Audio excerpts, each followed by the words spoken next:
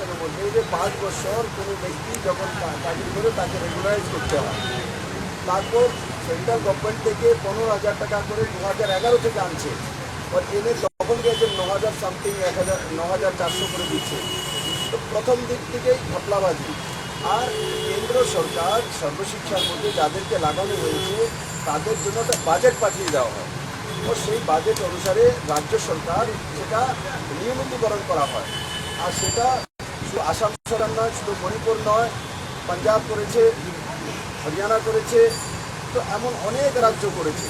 তো যা পজিটিভিটিতে যেতে হয়, এখন কোন রাজ্য কোন লক্ষাধিক করেনি তার জন্য মানিক সরকার করবে না, তো আসামে করেছে তার জন্য কেন করবে না? পজিটিভ দিক দিতে হয়, ভালো কোনটা খারাপ কে করেছে সেটা অনুকরণ করার জন্য সরকার বানানো হয় না।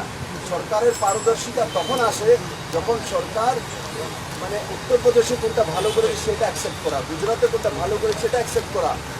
যেটা জনদীপ এই রাজ্য সরকারটা হচ্ছে জনবিরোধী যতগুলো আইন আছে অন্যান্য রাজ্যের মধ্যে সেগুলোকে অ্যাডপ্ট করবে আর সেগুলোকে লাগু করে দেবে।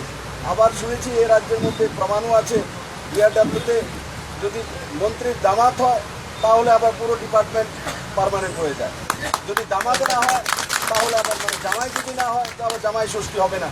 তো এইখানে তো মন্ত্রী পরিষদের মধ্যে জামাই ষষ্ঠী পর্যন্ত চলছে, মানে একটা পরিবারবাদ সম্পন্ন কমিউনিস্ট মেলার মানুষের পরিবারবাদে চলে গেছে এবং জীবিত 3জন বা 4জন ব্যক্তি ত্রিপুরাকে পরিচালনা করছে। সরকারবাদ মানে মানিক সরকার টাইটেল বাদে চলছে, এই টাইটেলের দ্বারা যারা আছে এরা ত্রিপুরা রাজ্য পরিচালনা করতে পারে না।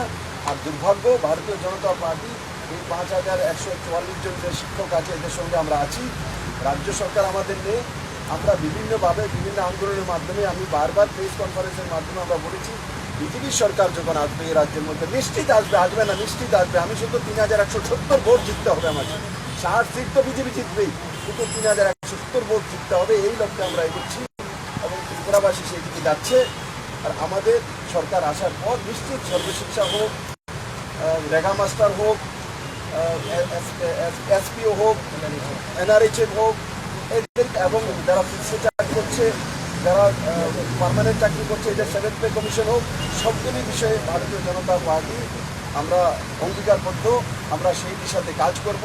7th পে কমিশনের বিষয়ে আমাদের রাষ্ট্রীয় সভাপতি অলরেডি ত্রিপুরা রাজ্যে এসে ঘোষণা করে গেছেন, আর অন্যান্য বিষয়গুলো আমরা রাখবো। আর রাজ্য সরকার আসলে যদি মণিপুরে করেছে, যদি আসামে করেছে, তো ত্রিপুরাতে কেন করবে না?